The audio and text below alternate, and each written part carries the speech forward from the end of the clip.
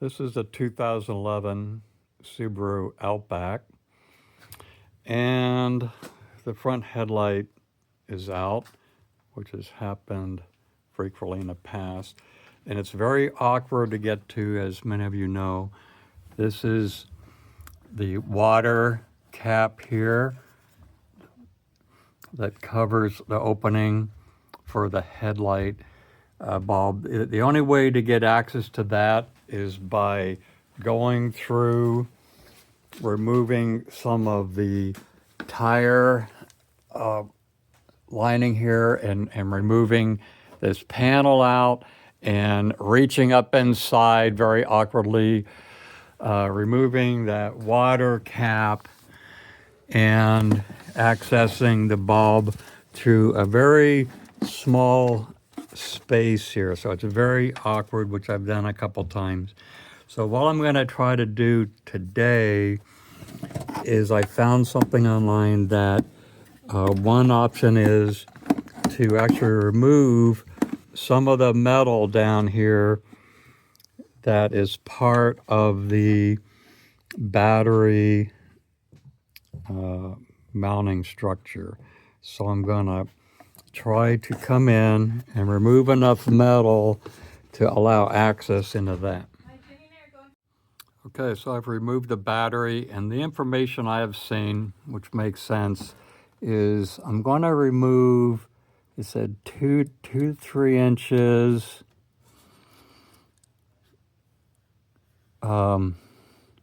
width wide, and then he said 4 or 5 inches lengthwise. So I'm thinking something along the lines of this. And the idea is that by removing that metal, that will give you enough access into this headlight compartment area. This is the cap to keep water out, this gray thing, which is sometimes really hard to remove if you're coming through the back side of that. So, and the idea is that it still leaves enough metal structure here for the mount of the battery. And really the battery is kind of sitting down on top of this, and it's supported underneath here. So I feel safe to do that. So let's see how that goes. And I'm just going to be using a tool that can cut through this metal. Probably anything you feel comfortable with cutting through that would work. This is how it's coming so far. I've been using this oscillating multi-tool with a metal cutting blade on it. So I've cut through this way horizontally. I went ahead and put in a couple holes, like down here, one here at the corner, one here, a couple here, just to make it a little easier, I think, to cut in.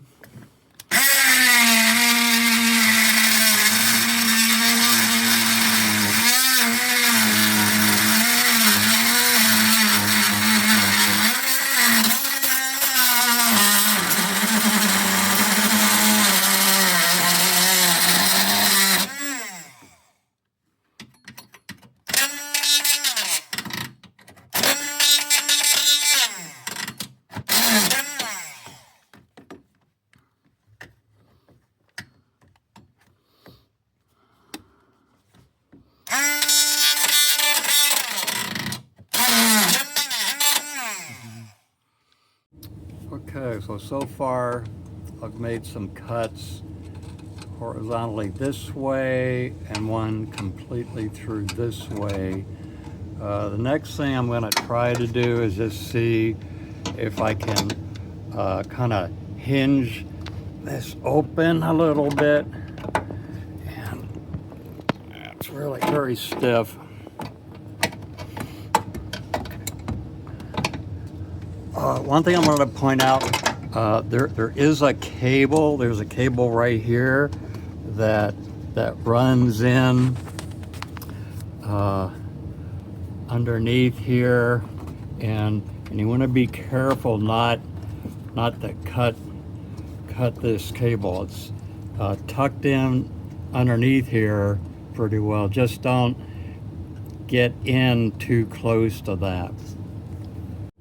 So making progress, but I did want you to see that there's another supporting metal structure in behind here, which I wasn't aware of because it's kind of hidden. I think I'm gonna try to peel this top layer back some more. And the only reason I don't really have good tools with me right now to easily cut through here. But we can see we're making some progress, and it's hard to tell where this piece in behind, if it's spot welded in somewhere. I haven't quite figured that out yet, but I'm definitely going to get this peeled back, the top layer, and then cut in to this layer in behind to peel that back more.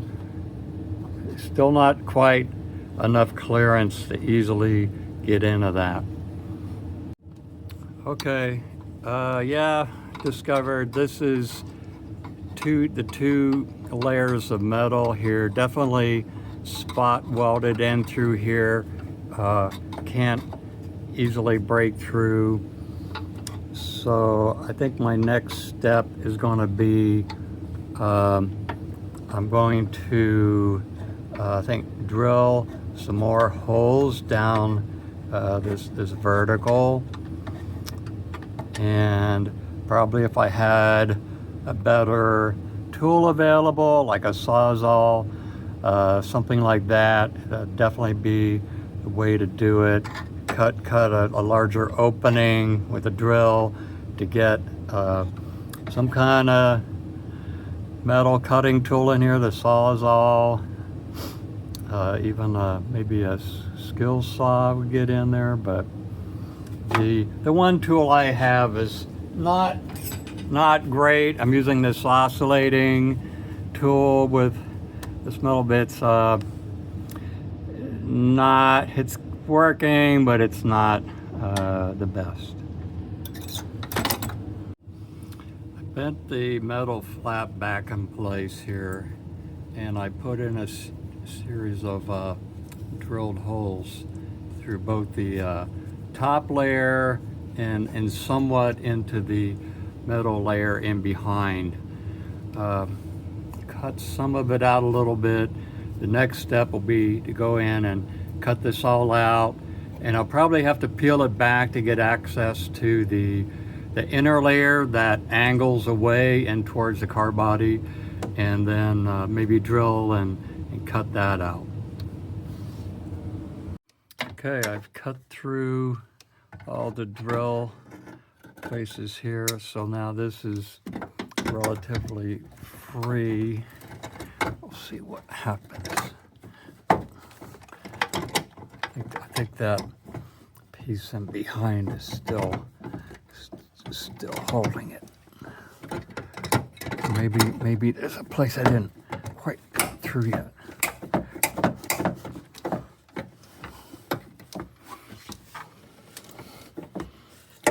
Yeah, I see a place where the metal's still holding it. I'm gonna have to cut that.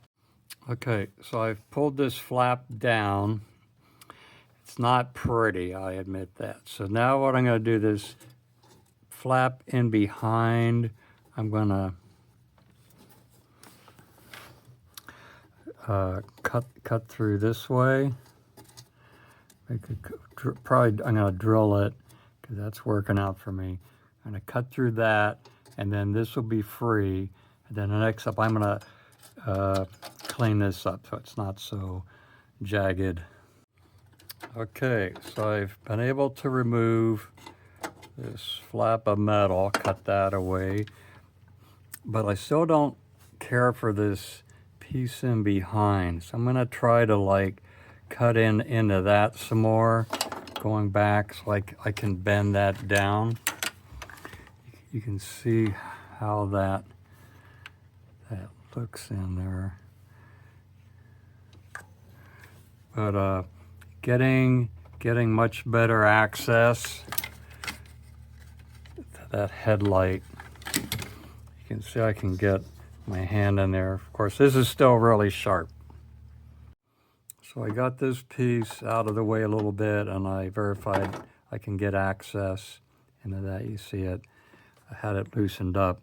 And the next thing I'm going to do is try to use this grinding tool to take some of the sharpness and out of this area. That'll be the next step. Okay, I've smoothed out the edge here a little bit with that grinding tool, and now I have some heavy duty duct tape. I'm going to add that on just for a little bit better protection, hand protection, reaching in there, which I don't know how long that will stay, but then I can put some along the top.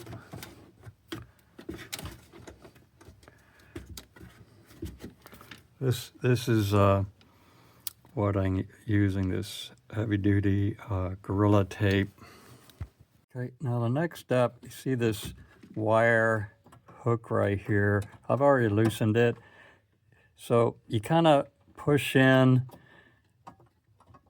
and then pull up, and then it releases from the bulb. And then the headlight bulb just comes out like that. And then you can put the new headlight bulb on. But this clip kind of goes back over and clips around the base here. Okay, so now checking the bulb. This is the bulb I just took out. If I zoom in here, you can see the little coil structure. That's the filament that's now burnt out and broken. So right next to it I have a new one, and you can see that filament coil from top to bottom, and that's what it should look like. The other thing you can always do, if you have like a ohm meter, you can put the ohm meter across the terminals and see if it's connected, because maybe it just has a small break in the filament that's hard to see, so that's always a good way to test it.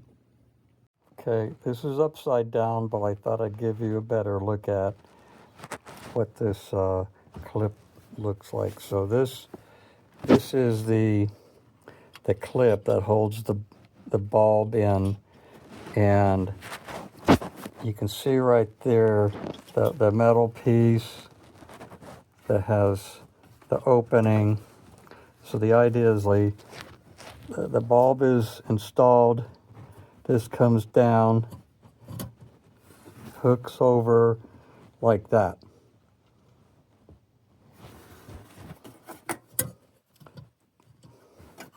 And that holds the bulb in place. And then to remove the bulb, you're going to push in and lift it back up over that little hook there. And it could be a little trickier than it looks. It's still not easy to get that. Okay, here it is. The bulb's back in. That little wire clip is attached. The other thing to take note of is that bulb, the metal flange that the bulb attaches to, definitely has a seating orientation. Like if so, note how the wire comes off this way to the left in the picture. If you move it around slightly, you'll feel it kind of seat itself, and that's what you're looking for. And once you feel that seated, then you bring that wire clip in place, and clip it on. And you see it, the clip actually goes around that metal base of the light bulb and holds it up against the light bulb housing. This is the water protection cap that goes over the back of the headlight area here. And for some reason, it just does not want to really go back on. And I've noticed this in the past. My thinking is that this O-ring gasket has maybe just gotten stiff with age and it just doesn't want to compress. Because I even tried putting some grease on to help it and it didn't really want to go on. So I may just put this on without a gasket and take a chance. And if you line it up, there, it goes into place. And maybe I'll put some duct tape on that to hold it better. And that's it. Put the battery back in. Okay, battery's back installed. So now you can see much larger access to where the light bulb is. I left the O-ring off and I just put some duct tape on to hold that in place. It's still pretty tight. It's debatable whether you can really easily change out the light bulb even with this access, but definitely removing the battery, it's really going to make it a lot easier, much easier now. Okay, this is the piece that I cut out. So you can see here it looks like it's about 1 3/4 or so at the top, about 2 inches at the bottom, and maybe 3.5 inches overall. This would be the front side facing the engine. This is at the top, and then this would be the back side that was cut away. Okay, so that's the hole. That's it. If anyone has any better ideas or comments, feel free to make a comment with some better ideas or approaches. That's great. Okay.